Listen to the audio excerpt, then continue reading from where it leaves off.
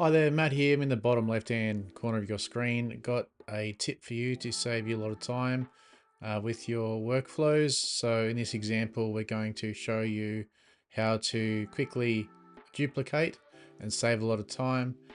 The one in the middle is the actual workflow we're looking at. It's a linear workflow builder. In this case, it's Public Connect. You may have Zapier or something else, but the same concept applies.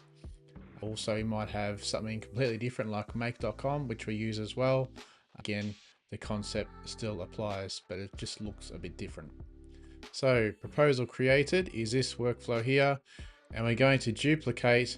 We're going to create a second and third workflow derived from this proposal created workflow. So if you think about it logically, if you have a service-based business, if you create a proposal, there's two possible outcomes. It's either going to be accepted or declined. So that's what we're going to go over. Just going to show you around this workflow. So what I've created, it's always important to spend the time and create your workflow thoroughly and think it through to save you a lot of time in the long run. So I won't go into too much detail, but as you can see, it's pretty comprehensive. I'm just show you roughly how many different modules, what's happening. We have 42, and then at the bottom, it fans out to a lot more variables. So we've got a router at the very end. There'll be other videos explaining routers. There's a lot of other things will happen. The router is like a parent folder. In this one here, you've got a lot more things happening. And again, if you click on the actual module itself, there's a lot of information there. If you click on the likes of this one here, you see what the inputs are and the responses. But I won't go into too much detail with all those sort of things. That'll be a video for another time. However, as you can appreciate, a workflow like this would take a lot of time to create, and everyone would accept that that would be the case. And to get it functioning correctly and testing for production will take quite a long time. So we're going to save time by recreating the accepted workflow and decline workflow for the proposals. And you may be thinking, what is on the right hand side here? I've got some scratchy writing over here. I've got number 17, which is for person type, 18 person stage, 33 stage or status, 35 current step, 40 is the tag that I'm going to use the email service provider software Encharge for that one. So why have I highlighted those? Well, those 5 are going to be constants, and they're going to be the only 5 modules or inputs we're going to change to make sure and to create in total 3 workflows. So again, we've spent the time creating the first workflow, which would be the top of the sequence, which would be the proposal has been created. And now we're going to do the accept and decline. So if I go to this one here, so I'll explain 17. So the person type. So if it's a proposal, they're going to be a prospect. So as you can appreciate, if it's accepted, that would change to say client. And if it's declined, that would change to lost, or however you want to set it up. And again, with 18, the stage, if we're at this section right here, again, this is going to be a constant. We're going to change, become a client. So if they have accepted the proposal, that stage will change to client active perhaps. If it's declined, it'll change to lost prospect, or however you want to sort that one out. Again, if you click on down, we'll go to 33. The stage or status, in its current stage being proposal, it's potential. It's potential opportunity for the business. Obviously, if it's accepted, it could be new opportunity or current job, or however you want to do that. If it's declined, be lost opportunity, or however you want to sort that out. So the next one is 35 is current step 35. I'm always big on systems and automations. So I've got this down as this email marketing software, Encharge, is going to take care of the follow-up. But the current step is going to be that. And again, as you can appreciate, if the proposal is either accepted or declined, that string would change, or that input would change also. And lastly, if you go to 40, which is this one here, what tag are we going to assign? So proposal created. And that needs to be changed because that will affect another workflow in a different system.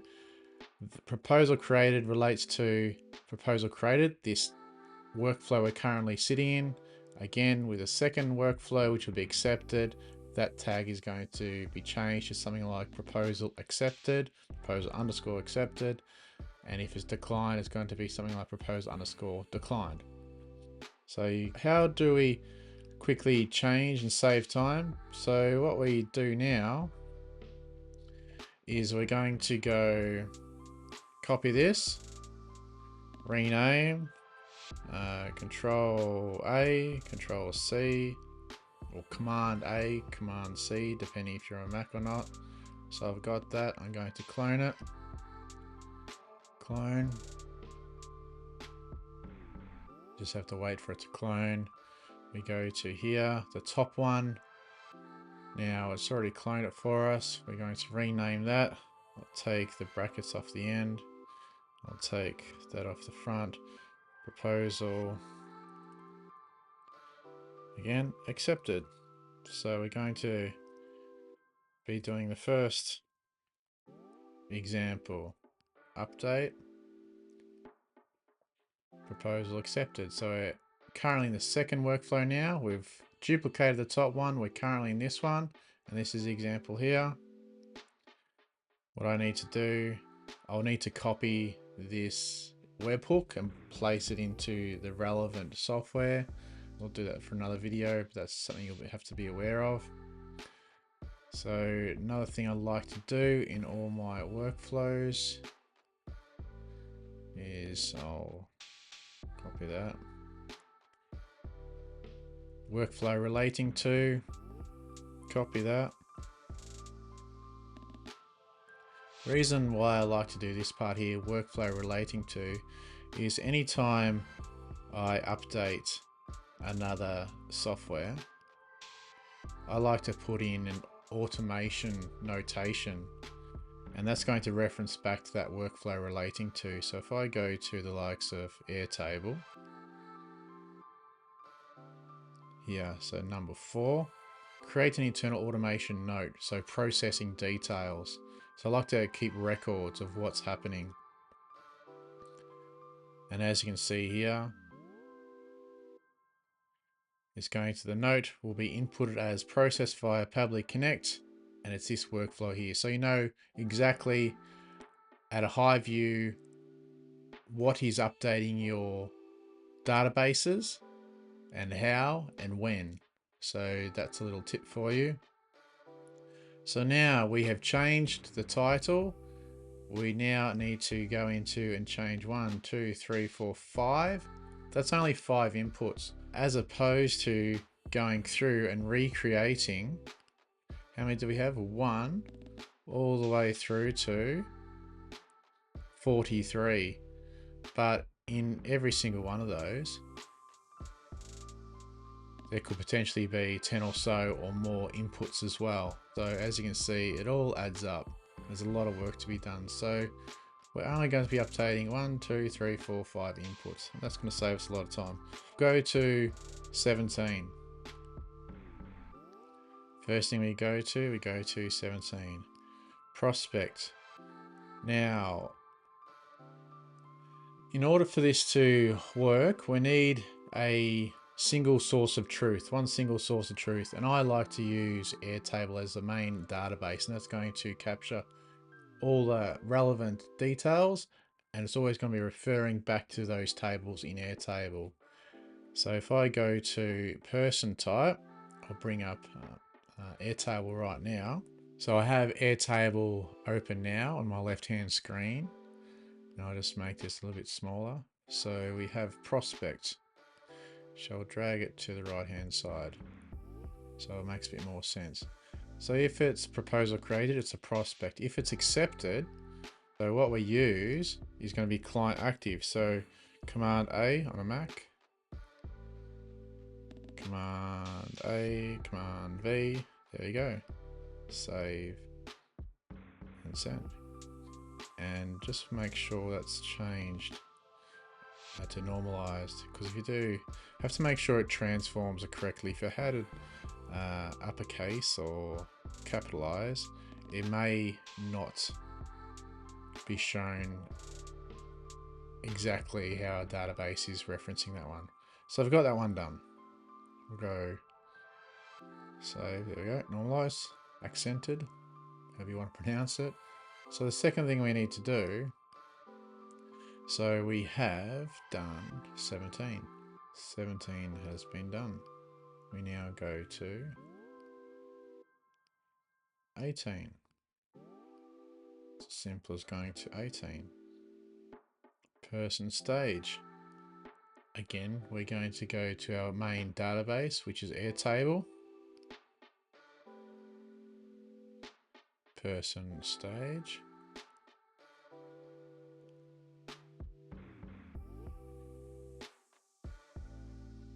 In Airtable, we have person stage. Currently, proposal has been created and it's become a client. That's the very first thing that could potentially be. If they have accepted the proposal, we're just going to change, in our case, we're going to use service delivery. Paste that in. Save that. Get any idea what we're doing now? The next one, we're up to stage and status, which is 33.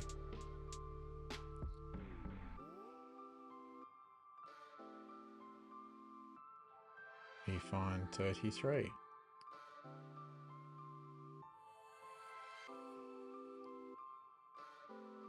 Currently in the proposal created stage, it's potential. So if it's accepted, we're going to change it to new. Again, it may be different for your business, however you set up your workflow or automation. We need to go to current step. Up this one here, current step.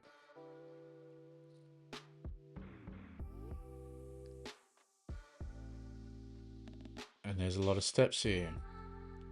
Being proposal.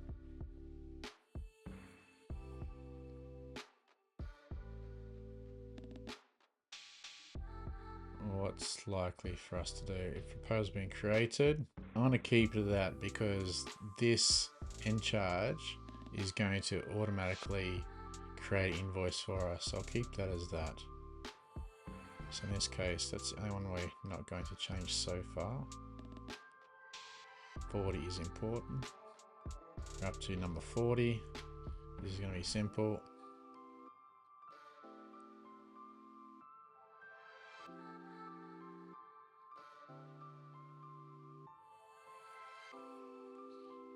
Going to change this to save. Have we covered everything yet? We've sort of explaining and going through takes a little bit longer than what it does in real practice. So we've only changed 1, 2, 3, 4, 5. And we've created that second workflow. And if you're just curious to see how the knock-on effect goes in the likes of Encharge, I'll show you that now. So I'll show you what happens if it's accepted.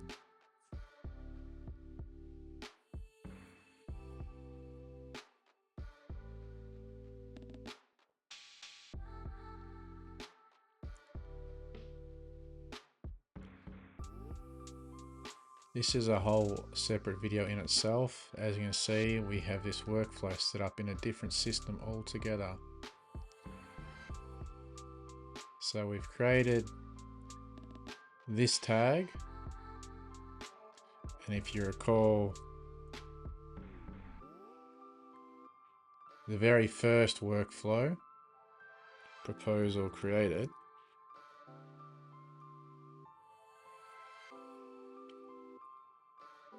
this main automation, because of its filter, pending status, it's going to trigger this whole automation. You don't need to understand all this sort of stuff. We're looking at changing, updating the likes of Airtable, Plutio, but also Encharge, focusing on Encharge. Just by this tag being created by this proposal creator workflow, one of the things it does is it creates this tag in Encharge.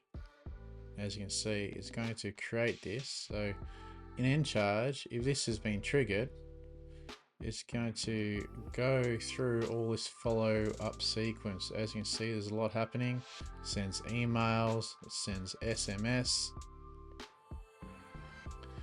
Won't go into that in this video. However, if you want to see that and how it works more thoroughly, just put a comment down below and I'll be sure to do so.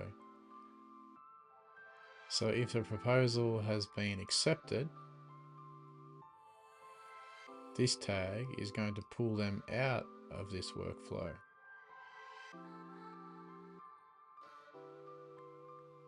So there's a lot going on. There's a lot of automations happening. So this is all in order of trying to save us time, so we don't have or require the human capital to undertake all these activities manually, creating an artificial workforce for ourselves.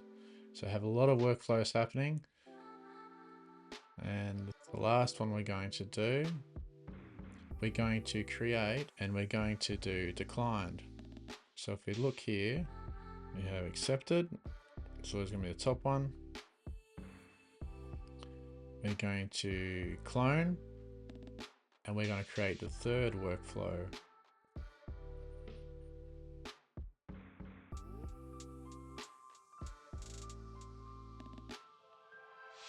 Delete that, proposal declined. And that happens. You can't win all jobs. That's just how it goes. Again, we would need to copy this into the other software to make sure it all works. Going through what we do as best practice, we copy that, place it under workflow relating to, save that. We go to module 17. You're going to change person type. We refer back to our Airtable database. We're going to change the person type from client, in this case, lost. I've got a nice little toilet icon there. Got the icon as a toilet as indicating this opportunity has gone down the toilet. We go to person stage up to 18. It's always good to ask for feedback.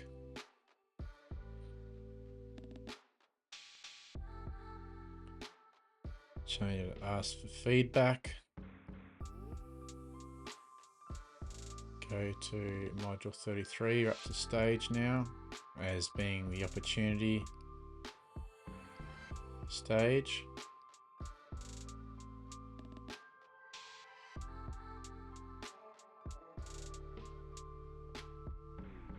So lost,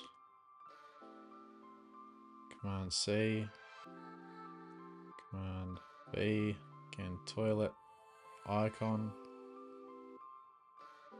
Going to do the current step.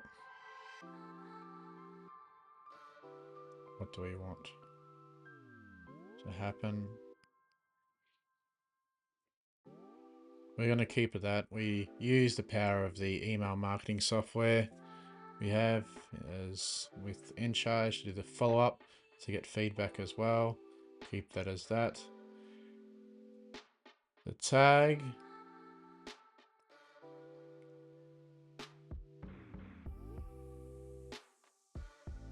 To proposal declined.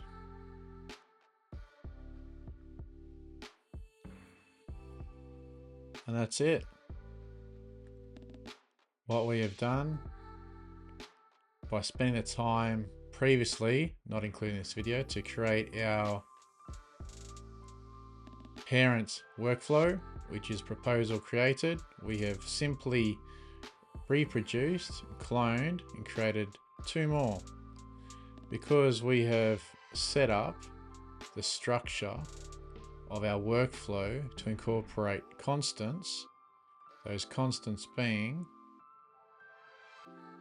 these 5 constants, 1, 2, 3, 4, 5, and those 5 inputs will change depending on the proposal status. So we have saved us a lot of time, and hopefully that has made your understanding better to help you create more efficient and effective workflows to help your business, to help you save time and money and free up resources. So showing you what we have done today, we have used this proposal created workflow, which is this one here, to reproduce the 2 other possible outcomes that will come from creating a proposal. It's either going to be accepted or declined. To create a workflow to encounter accepted or declined. And if you are astute, you'll also see we've also done a 4th, which is cancelled. That's another option. Why add the 4th one off camera was because the prospect can decline it, so that'd be their input. However, as a business, we can cancel it, so that's why we'll add in a 4th one. So that would be done automatically or manually from the company.